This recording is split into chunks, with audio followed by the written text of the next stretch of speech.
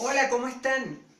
Mi nombre es María Eugenia Soto, abogada en ejercicio, y les vengo a hablar de un tema bien interesante, y es saber las formas de ejercicio con las cuales cuenta la administración pública a través de sus potestades y facultades, y todo esto con la finalidad de determinar el tributo.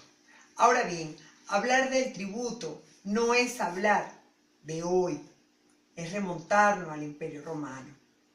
En esa época, hablar de 167 años antes de Cristo, ya existía la recaudación tributaria, no con el mismo nombre, pero una especie de tributo que eran las personas que trabajaban la agricultura.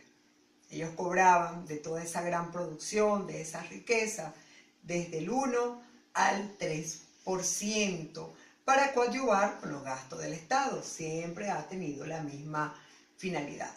Para nosotros hablar de potestades, de facultades y atribuciones, es necesario hablar del Código Orgánico Tributario vigente. En el artículo 131 del mencionado código tenemos una gran gama o una gama muy extensa, específicamente 22 numerales, donde establecen todas esas atribuciones.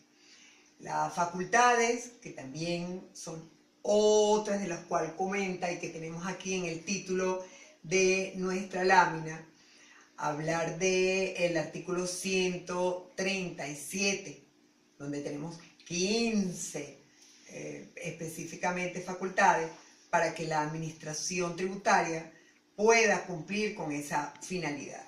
Ahora fíjense ustedes, hablar de esa potestad para poder diferenciar entre la potestad, las atribuciones, que a veces se hace un poco tan complicado o nos complicamos la vida.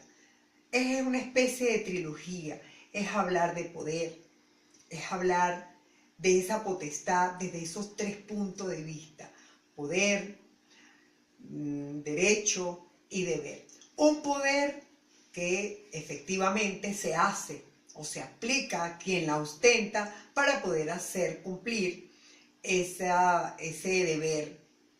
Como derecho es simplemente ejercer la fuerza siendo necesario para que se pueda cumplir. Claro, quien ostenta esa potestad.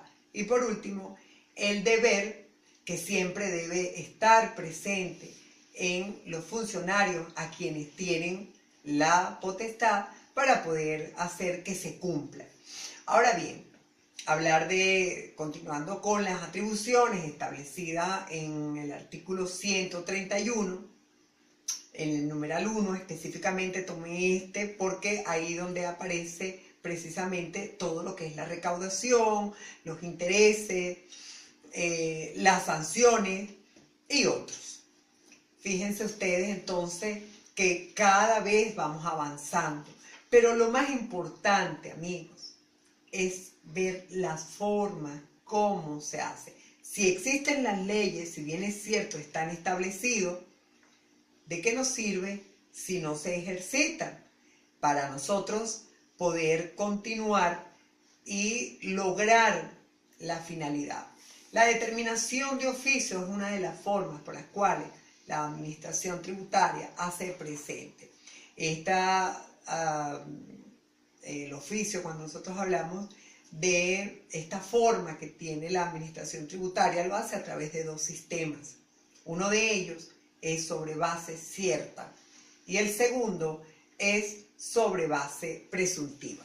Ahora bien, sobre la base cierta lo establece sobre el apoyo de todos los elementos que deben estar presentes para que permitan conocer en forma directa, que no haya dudas, todos los hechos imponibles. Se conoce, se va directamente para el conocimiento.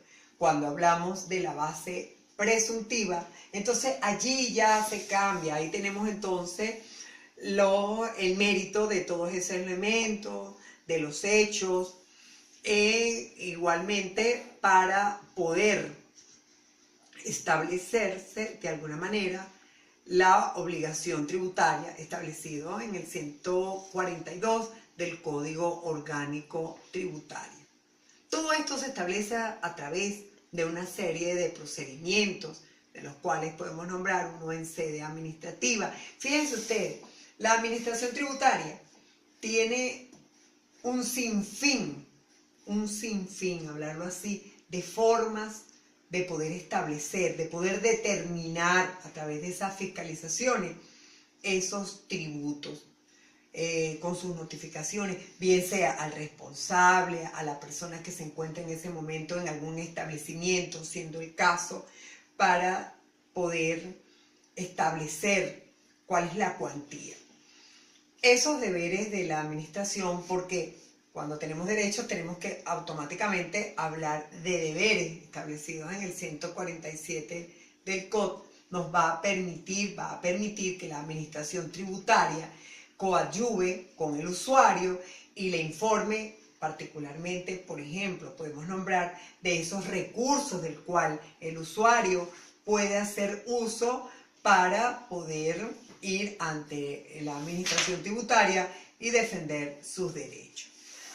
Ahora, ya una vez dando este pequeño paseo, porque es de verdad un tema muy interesante, pero un tema muy complejo, un tema de actualidad, un tema que ha tenido a Venezuela en particular en la palestra.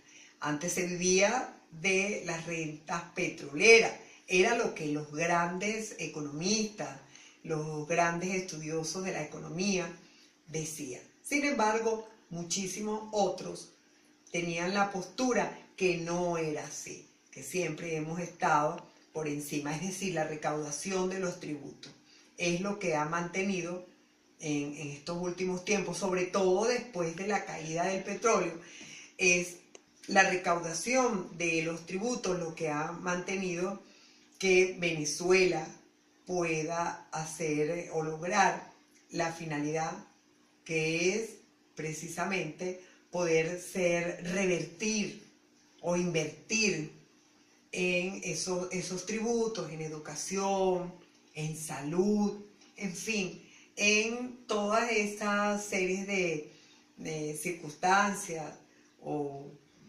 podríamos llamarlo así, para poder cumplir con la sociedad. A muchos piensan que esos tributos a veces son excesivos, que estos inclusive ahuyentan a las inversiones.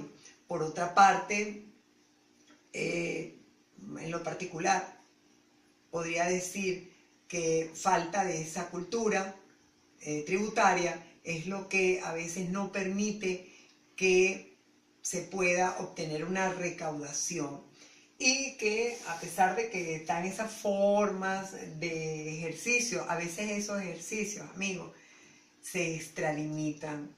A veces esas potestades y esas atribuciones, a pesar que están establecidas en la ley, también son por algunos funcionarios, no por todos, pero extralimitarse en el ejercicio quiere decir más allá de lo que está establecido.